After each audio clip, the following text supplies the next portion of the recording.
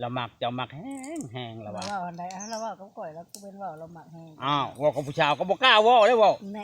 ากับคนอื่นนั่นกล้าว่าก็ได้คือมาเอาหน่อไม้จะบอกเรายังบอกกล้าว่าเรายังบอกกล้าแสดงเดี๋ยวเราจะแสดงจะหน่อยเดี๋ยวเราแสดงถ้าว่ามียังกันมาเจ้าเรามียังให้เจ้าเราก็จังการแสดงหรือยังเราก็ไม่ได้ให้เจ้าเด้อแล้วเราบอกการ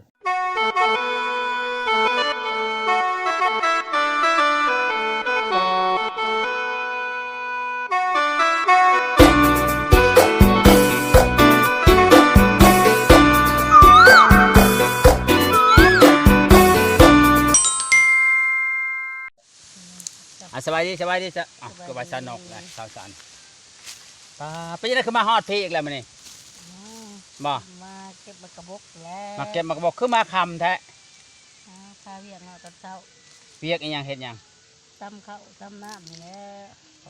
ตำข้าวตำน้ำก็ตำบ่แล้วตำข้าวไม่ได้ต้มบ่ตำข้าวกำแล้วเป็นจะได้เปิดใจโชดตังดนมีแล้วว่าผู้บ่าวมาจีบมีแล้วว่าเดี๋ยวนี้เขาโทรมาหลินอยู่เป็นไงผู้บ่าวอันนั้นผู้บ่าวเวียงจันทร์เป็นแท้กระล้มกันไปนี่แล้วเห็นหน้าเห็นตากันยังเห็นแล้วโทรเป็นเห็นแล้วเห็นหน้าแล้วเห็นแล้วเป็นไงเพิ่นว่าจังใดว่าดีบ่แต่ว่าดีอยู่เพิ่นว่าจังใดเพิ่นว่าถึงความหักอยู่บ่หรือบ่หยอกเล่นเพิ่นก็ว่าหยอกเล่นแล้วเพิ่นยังบ่ได้เอาจริงเอาจังบ่แม่นว่าคุยกันก่อนแม่นคุยกันไปแล้วเพิ่นใช่เพิ่นได้ข่าวว่าเพิ่นสิลงมาเล่นน้ำจ้ะแต่เพิ่นสิมาอยู่บ่จักเพิ่นปานใดยังบ่จักยังบ่มีกำหนดยังบ่ได้มีวันมีมือบ่ยังบ่มีมื้อยังบ่มีวันแต่ว่าไว้ก่อนว่ามีเวลาจะลงมาเล่นน้ำแม่นถ้ามีเวลาถ้าบ่มีเวลาจะบ่ได้มาถ้ามีเวลาก่อนเพิ่นสิลงมาเล่นน้ำจะบ่ได้ว่าอยู่ดนแล้วได้เขาสิเอาผัวปะบ่ได้บอกแล้วเพิ่นมันข้าวเวียกเนาะเพิ่นเฮ็ดเวียกยังเป็นรปภแล้วบ่เงินเดือนดีจะบ่ก็ได้อยู่เพิ่นเดือน5 ล้าน4 ล้านเดือน4 ล้านคือบ่ขอจักซองก็บ่ให้แล้วอย่าขออยู่ได้ยันเราบ่ให้เนาะโอ้คันขอเขาก็ให้เลยเนาะบ่กล้าขอนี่แหละบ่กล้าขอคือว่าบ่ได้คันกล้าขอนั้นได้บ่คือกันก็ไม้ในเจ้าบ่กล้ามาเอาเจ้าก็ได้คันเจ้าบ่กล้ามาบ่ได้กินจำนี่เอาอีหลีเด้มาแต่อยากกินหน่อไม้อยากกินหน่อไม้อยู่เฮือนบ่ได้กินคันเจ้ากล้ามาก็ได้กินคือนี้เนี่ยเอาอีหลีเด้เฮาว่าแบบความจริงอะไร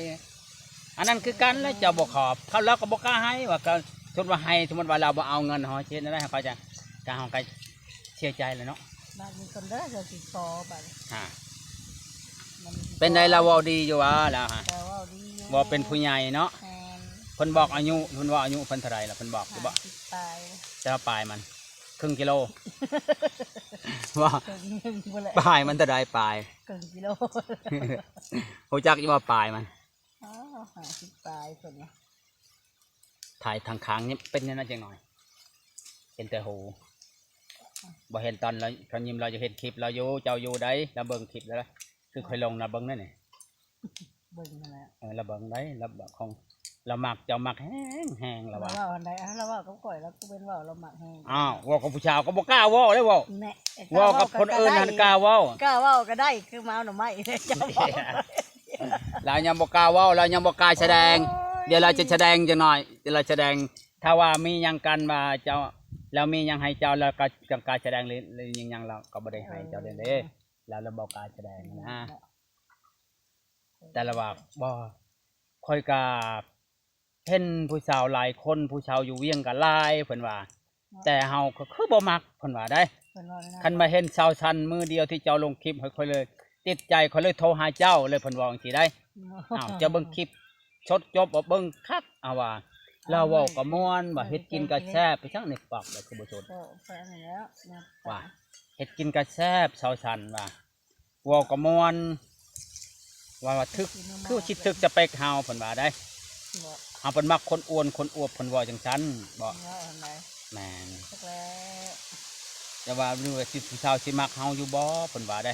บ่ อ้าวมักบ่มักก็บ่ฮู้เฮาว่าเนาะ มันก็ล้มไปก่อนเลย ต้องล้มไปก่อนคนเฮาเนาะ แม่น บ่แม่นว่า ปะฮะ บัดสิย่านพยาบ่มักก็ล้มกันไปเบิ่ง คุยกันก่อนเนาะ แม่น คุยไปก่อนจักให้ฮู้ สัก2 ปีนี่บ่ โดนได้2 ปีได้แล้วว่าโอ้ยสิบ่ตายก่อนบ่โดนกดออก2 ปีคือบ่เอา15 ปี เอาว่าปีจ้ะ อืมโดนกันโพดแล้วว่า อืม โดนโพดเฮาก็รับบ่ได้ แล้วว่าอันใด นะว่ามันโดดมันโพดถึง2 ปีจัก4-5 เดือนจักปีหนึงพะยังสาเนาะ เราสิลงมาเล่นน้ำเจ้าแล้วว่าเราสิลงมาหาคอยพี่แล้วว่าถ้าคุยกับสาวสันตกลงกันดีเฮาก็สิซื้อของคือหยังมาฝากแล้วแล้วว่าของอยู่ของกินของใช้แล้วว่าสิได้ อืม เออก็มาเบิ่ง เพ ก็ ราะว่า มี ลูกเพิ่นสิมาแต่ไทยว่า ว่า ปีใหม่ เพิ่นมีลูกอยู่ไทยอีก แม่ลูกเพิ่นอยู่ไทย อืม ใช่ ปอกหน่อไม้ซอยผู้สาวเด้อพี่น้องเด้อสาวสันเพิ่นมาหาหน่อไม้เพิ่นว่าสิเฮ็ดได้กินหน่อไม้นี่ เมื่อหมอกเป็นไง หมอกอีกว่ามีหยังเลยใส่หมอกฮะ มีแล้วแนวก็ใส่เตรียมเรียนเรียบร้อยเลย หมอกใส่หม้อ หมอกสิบ่ บ่ หมอกบ่ได้ใส่หมอกมุกเอาเด้ หมอกบ่ เอากระมุกแล้ว นี่แบบนี้งาม อืม ขาวมันละออกว่ะมัดแล้วว่าเอาเลยยังอยู่ เดี๋ยวหลอกมันนั่นเอาเสียก็จะได้บอลมันอันนี้นะมันเป็นที่เหรอ เจ้าบ่ได้ขึ้นมากเราจะดีบ่ เสร็จแล้วก็ยังไปล้มกันไปเฮิงเนาะก็ล้มกันไปลงบนก้อนไผเสียแล้วปุ๊บปรับลงอ่ะ ยันว่าปุบปับเลย บ่ได้ คือมักเชยฟ้าเนี่ยบ่มักเลยชื่อเลย บ่คือมักเสือป่าได้ บ่เอานึกว่ามักเลยเลย บ่ อืมเอาหน่อไม้ทางนี้ให้เขาเห็นว่าเขาเห็นหยังปอกหน่อไม้ปอกหน่อไม้อ๋อฟังเว่านี่เจ้าก็ยังว่าคบไปก่อนคุยไปก่อน แม่งคุยกันไปก่อน แต่ยังมีคนอื่นนะบ่ที่คุยนี่ยังมีหลายคนอยู่บ่ คุยเขาก็บ่ได้บอกว่ามักกันจังซี่นะแต่ล้ม นะเปิดใจเดือนนี้นะเดือนนี้เดือนแรกเลย ยังบ่มี มีแต่เล่าวที่คุยฮะ แม่น เมื่อคืนนี้โทรมาอยู่บ่ เมื่อคืนนี่บ่ได้โทรบอกดีกว่านอนรับบอกคืนนี่ โอ้นอนหลับก็เห็นว่าเบอร์โทรเห็นบ่ เห็นอยู่บ่เลยนะแต่ก็บ่ได้เบิ่งก็บ่ได้สนใจกับโทรศัพท์เลยนอนตัวแรงเลยคืนนี่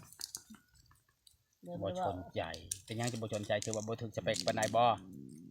ถึงบ่ถึงก็คุยกันไปก่อนเลยอยากรับเมื่อยนะ ถึกจังได๋ล่ะโทรไปก็บ่เบิ่งเฮาโทรศัพท์ เปิดบ่ค่อยจับโทรศัพท์เนาะ แล้วไผจับ ตื่นมากะไปหมักหัวหมักหยังเจอป้าไปหั่นแหละร้านลิ้น แบบนี้มันสิได้กันจักปี เอาเกิดพออยู่สอง มันคบกันกับตัวนี้ว่าหมาตัวนี้กับบาดนี่เป็นหยังฮะ นั่นจ้ะโล เรามากเจ้าใดๆสมมุติเรามากเจ้าใดๆเจ้าสิว่าจังไดเรามักเจ้าแห้งๆแล้วว่ะคันบ่ได้นี่ตายแล้วคอยแล้วว่ะบ่ตายดอกเขาว่าคอยยังสิชุกหลังชุกกดให้อยู่ว่าคอยสิชุกนิ้วกลอยู่ว่าว่าสิชุกได้หรือบ่คือกลใหญ่แท้ว่าตายแล้วว่ะบ่ตายดาเฮาว่าจีบชาวต้องจีบไปเรื่อยๆเฮาว่า ใช้ชีวิตปึบเอาปึบปึบบ่ได้ อย่างสาปีหนึ่งเนาะอย่างไวกับประมาณปีหนึ่งอีกไวกับปีหนึ่งซากับปีหนึ่งพี่น้องเอ้ยตกลง ไว้ เป็นอะไรมันนี่คือมาคำแต่ที่เช้าคือบ่มาคือบ่โทรหาคอยก่อนลวงหนาเวลาจะมานี่แล้วคอยบ่ได้ลงโชยคันคอยลงโชยกับบ่พ่อเขาเอง บ่ บ่ ได้ พ่อบ่พ่อก็ห้าลูกน้ำไม้มาแกงคอยบ่อยู่ดอก บ่พอมากว่ากระลักแล้วก็สิหอยเลยไทยได้เด้อ หอยไปจัง หอยเข่าเนี่ย ให้ไก่กินบ่ เอาคนจะไปเวียนอยู่ไซส์ ไก่บักหลายๆนึงไก่คอยหอยอันนั้นหมดนั่นเห็นไก่ขึ้นเทียงจำไก่คอยใจแยงยังบ่อยู่บนเบ็ดมา เขาก็หอยเวทสูงเลยเนาะมันสิหอยยังบนนั่นน่ะ ชมมันก็เป็น โอ้ แล้วก็เอามือแหละ บ่เลยเอามาให้เสียเนี่ยนะ เอามาใหม่เมื่อใหม่กับมาใหม่อีก ป้า จะเอายังมา อืม ข้าวสาร เอาข้าวเจ้ามาให้ เขาจะได้แนวมันคนละจะกำหนึ่ง เอาจะได้ก็เอา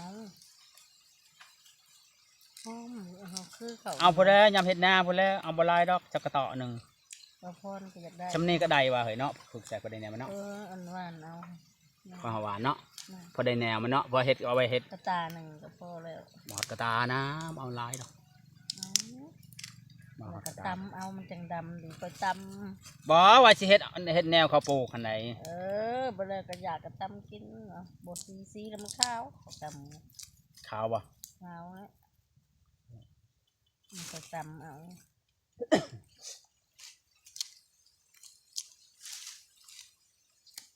บ่ต้นแรงเราโทรมาเล่นอยู่ชั่วโมงหรือจังไรเราก็ขาดบามือบ่แล้วบามือ มือนะ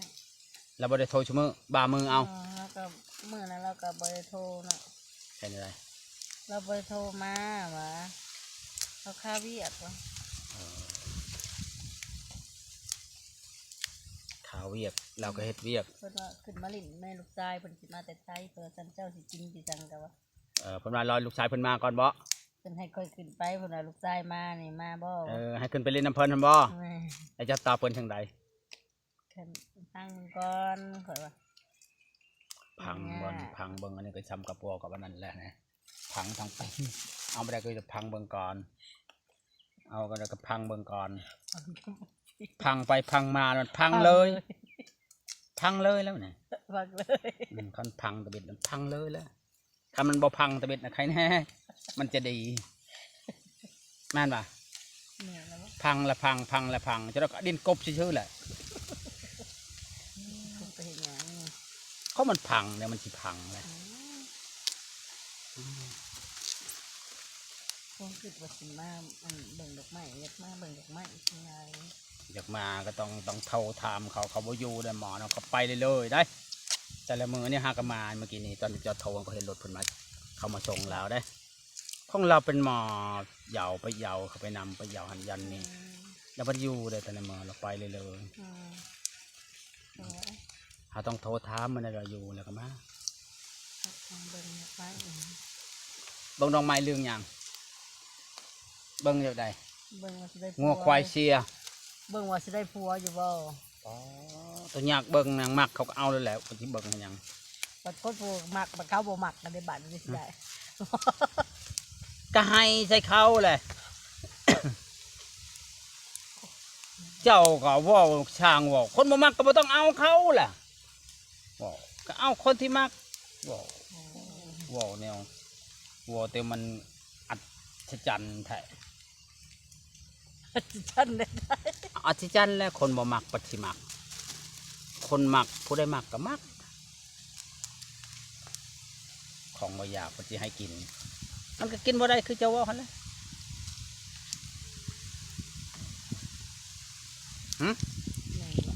บ่แมนดอก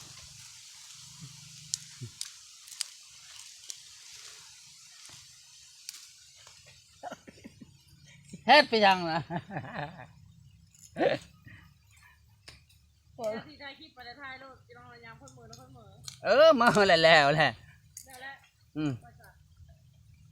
มื้อนี้แหล้วถามชาวซันก็ถามไปหมดแล้วเพิ่นก็ว่าคบไปก่อนผู้บ่าวก็มีอยู่เนาะมาคุยมาลมผู้บ่าวกับพุ่นแหละมาแต่เวียงจันทน์พี่น้องเอ้ยคนบ้านเกิดเพิ่นก็อยู่คำมวนเนี่ยเนาะเพิ่นมาเฮ็ดงานอยู่เวียงจันทน์เพิ่นว่าสนใจสาวซันเพิ่นก็โทรไปคุยจีบกันเรียบร้อยแล้วแต่ว่ายังไม่ได้ตกลงว่าคุยไปก่อนเนาะชาวซันก็เว้าความจริงแล้วมื้อนี้ก็บ่มีหยังเว้าเนาะจบคลิปซำนี้แล้วชาวซันเด้อขอบใจสบายดี